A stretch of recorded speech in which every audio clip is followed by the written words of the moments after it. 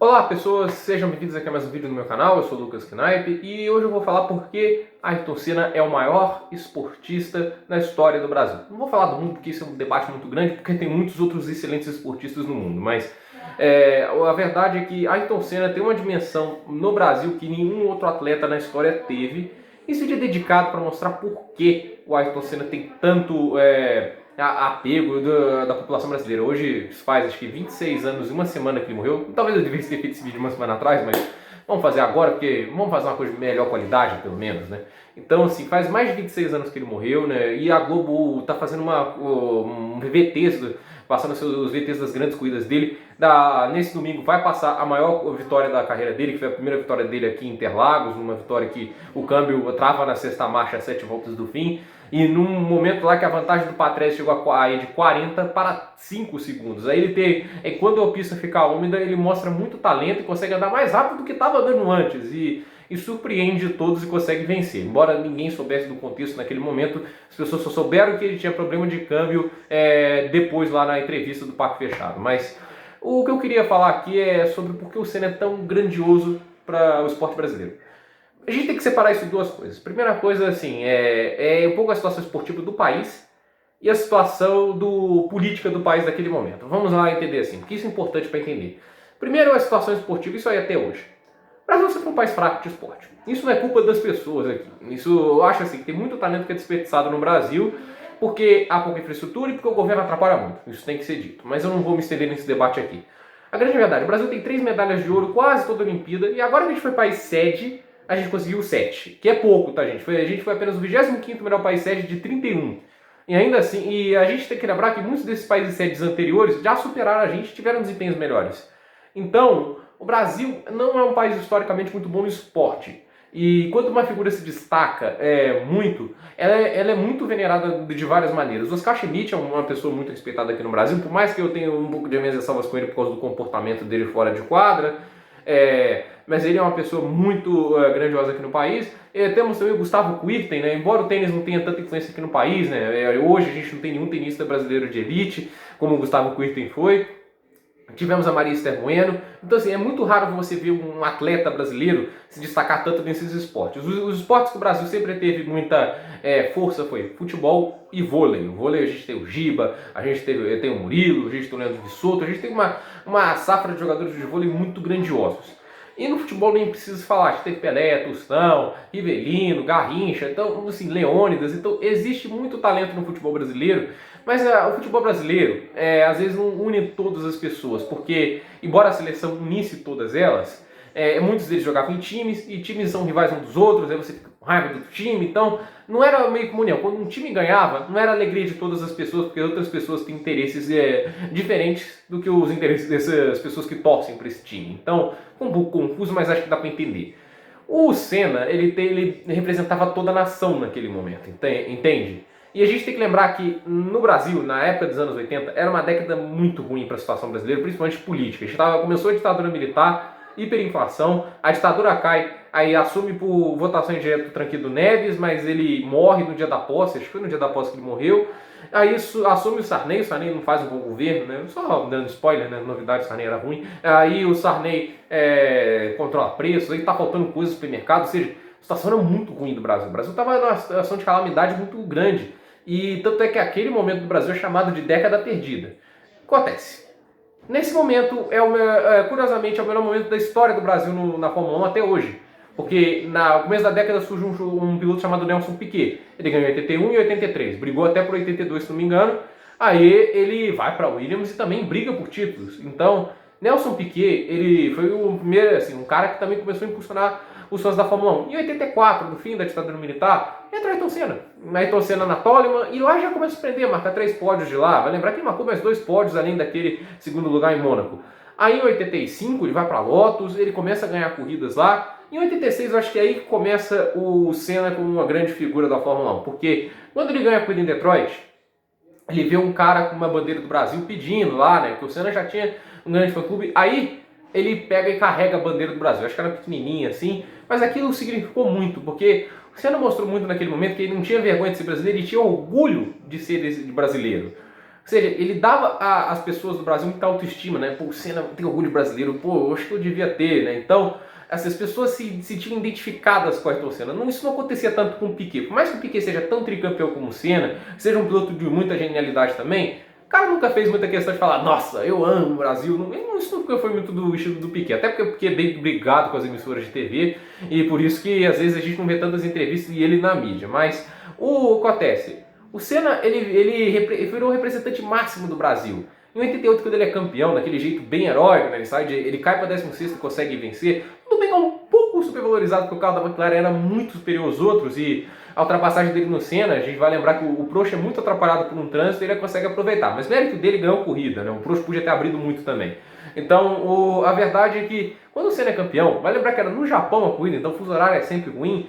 3 da manhã o pessoal tava no bar, muitos brasileiros estavam acordados para ver o Senna brigando pelo título. Quando ele ganha o título é inacreditável, o pessoal tava acordado, comemorando, o Brasil entre festa de plena madrugada para ver o Senna vencendo. Isso não aconteceu com nenhum piloto brasileiro. Óbvio que não teve nenhum piloto brasileiro em condição de título para ganhar um título de madrugada. A gente vai lembrar ali o Felipe Massa, quando ele brigou pelo título, teve muita audiência no Brasil, teve muita torcida em Interlagos, isso sempre tem, mas o Felipe Massa, assim, quando estava de madrugada no Japão, não teve tanta audiência quando tinha o Senna na época. E isso numa época que no Brasil, em 2008, tinha muito mais TVs por pessoas do que tinha em 1990. O Senna, ele também ele tinha uma coisa que era muito legal, ele era espetacular. O Prost, ele não é tão espetacular quanto o Senna era, ele era mais constante. O Prost estava sempre lá na frente, tudo isso. Às vezes o Senna caía lá para baixo e tinha que recuperar. O Senna fazia corridas muito fantásticas e isso marca as pessoas. Às vezes um 2-1 sofrido, como o Flamengo fez, de virada, vale mais do que um 4-0 fácil. Isso fica mais na memória do que um 4-0 fácil. Então, as pessoas marcam os momentos mais emocionantes do que mais os momentos mais fáceis. E por isso o Senna era também muito venerado. Ele conseguia coisas muito difíceis. Às vezes aquelas 4 ultrapassagens numa volta só, aquilo ali é espetacular. Aquela vitória com o câmbio travado é espetacular. Por isso que o Senna marca tantas pessoas. Isso faz as pessoas terem muito mais admiração pela pessoa, porque além de um cara que amava o Brasil, tudo isso, o cara era espetacular, era genial, ele era o melhor do esporte naquele momento, talvez. Então, ele era mais ou menos a figura máxima do Brasil naquela época. Quando chegava aqui, o Senna no aeroporto, todo mundo ia receber o cara. O pessoal subia em muro para ver ele. Então, você vê como o cara tinha um impacto no Brasil. Ele era um motivo de alegria do pessoal acordar, pessoas, ele uniu o Brasil em uma coisa. Vamos torcer pelo Senna para ele vencer, ver ele vencendo a corrida, tudo isso. Quando ele morre em 94, em Imola, é um choque muito grande, porque ele morre correndo, em atividade, estava liderando a corrida, inclusive. E isso, assim, é tão triste, assim, o velório dele é uma coisa muito impactante. Quem não viu o documentário do Senna, eu recomendo que veja. Quando ele chega com o caixão, tudo isso, honras militares, né, o cara morre como herói nacional, o pessoal, assim, o Brasil tem um clima de luto total, assim, foi um baque inacreditável, coisa que a gente nunca viu, acho que na história, com uma pessoa, assim. E o cara era um piloto de Fórmula 1, ele não era, tipo, o Chris Kyle lá, lembra o sniper americano? O cara foi no Iraque, voltou, salvou um monte de pessoas, os soldados americanos, né, ajudou a derrotar os terroristas, não. Você não era um piloto de Fórmula 1, mas ele representava muito da alegria, da autoestima do brasileiro numa época que não tinha muita coisa para se comemorar. O Brasil até hoje não tem tanta coisa para se comemorar, mas você naquela época ele era a representação máxima da alegria do brasileiro, né? Ele unia o Brasil para uma coisa, para sentir a alegria de ver o país se dando bem em alguma coisa. E quando ele morre, isso cai um pouco. Vai lembrar também o contexto. O Brasil não ganhava no futebol, na Copa do Mundo, de 1970 até 1994. No ano que ele morre, ainda antes dele morrer, o Brasil estava sem títulos há 24 anos. E o título do Brasil em 1994 é dedicado ao Ayrton Senna. Isso tem que ser lembrado, né? O 94 é dedicado a Ayrton Senna. E ele teve honras militares, teve 3 dias de luto. O velório dele, assim, é algo sem proporções e sem igual na história do Brasil. Isso acho que fica difícil. O que houve esse ano, acho que a gente viu um pouco do que foi isso, dessa comoção, quando o Kobe Bryant morreu, né? O shooting guard dos Lakers, né? Para quem não conhece, fiz até vídeo aqui sobre a morte dele. Eu não fiz um vídeo sobre a carreira dele, talvez mereça, né? Que ele fez muita história na NBA, foi 5 vezes campeão. Ele é uma pessoa muito influente, era muito carismática também.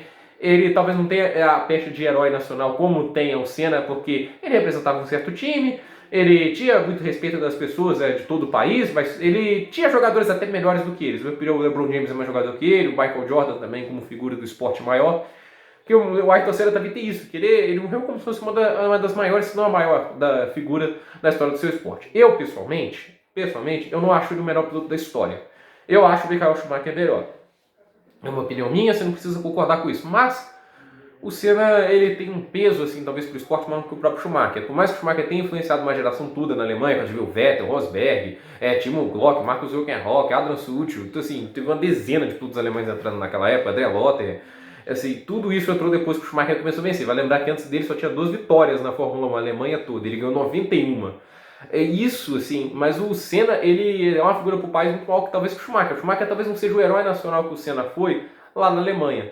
Isso tem que ser dito. O cara é muito impactante, ele era, assim, vai lembrar que no Japão o cara era muito venerado também. Quando ele morreu, os repórteres estavam chorando. Na Inglaterra também, ele fez história pela McLaren, então talvez ele seja o maior piloto da história da McLaren, porque ele ganhou 3 títulos lá, assim como o Prost ganhou. Então, é uma figura assim que tem muito peso também na história da McLaren.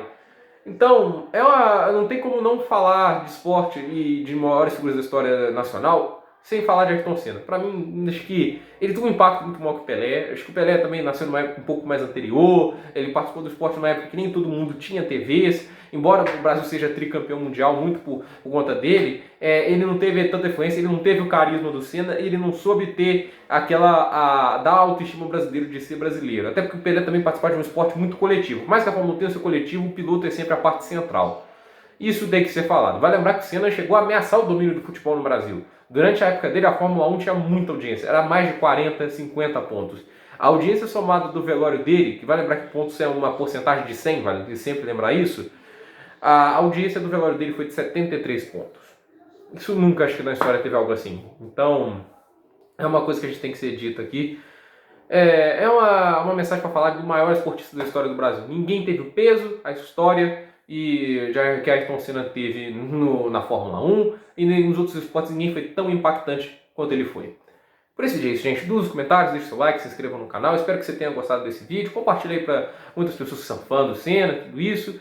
E espero aí ver você em mais vídeos. Até a próxima!